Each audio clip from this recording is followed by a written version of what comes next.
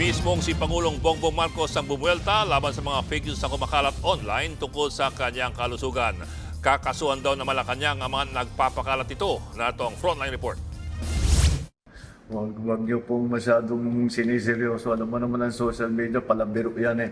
Si Pangulong Bongbong Marcos na mismo ang sumagot sa mga nagtatanong tungkol sa kanyang kalusugan.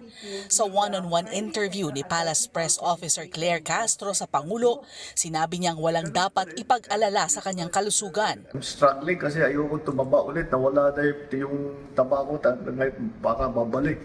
So that's what I'm taking care of. But I want to magpapasalamat naman ako sa mga nag-aalala sa akin.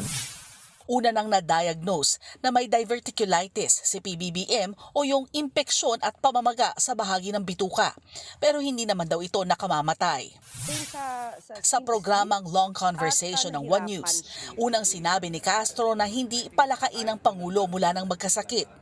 Nag-iingat lang daw siya para hindi bumalik ang kanyang sakit. Maximum yung level ng kanyang pain. Ngayon, dahil sa sobrang naranasan niya, ayaw niya nang kumain ng sobra. Ayaw niya nang kumain ng, alam mo, maaari pang sumakit yung kanyang tiyan. Nanindigan din ang palasyo na fake news ang kumakalat sa social media na na-ospital daw si PBBM.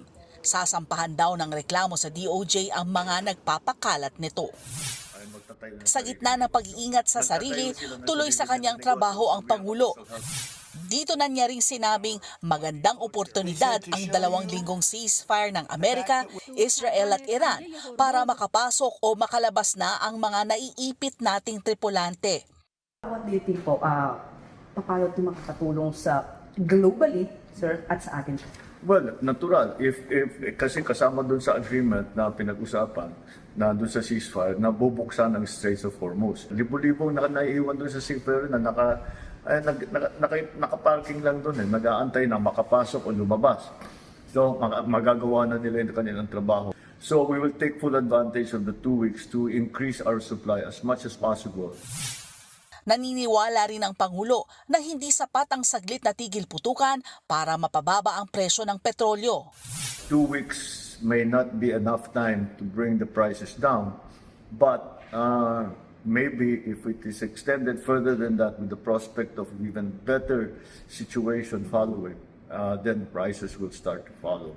Wala namang nabanggit sa panayam kung nakapagdesisyon na siya sa suspensyon o pagbabawas ng excise tax sa petrolyo. Noong nakaraang buwan ng pirmahan ng Pangulo ang panukalang pagkakaroon ng emergency powers para rito.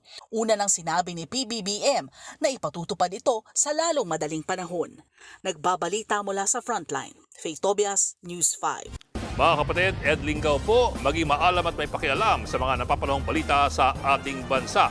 Para sa mas malilimang pagtalakay at paghimay sa mga issue at headlines, mag-follow at mag-subscribe sa social media pages ng News 5.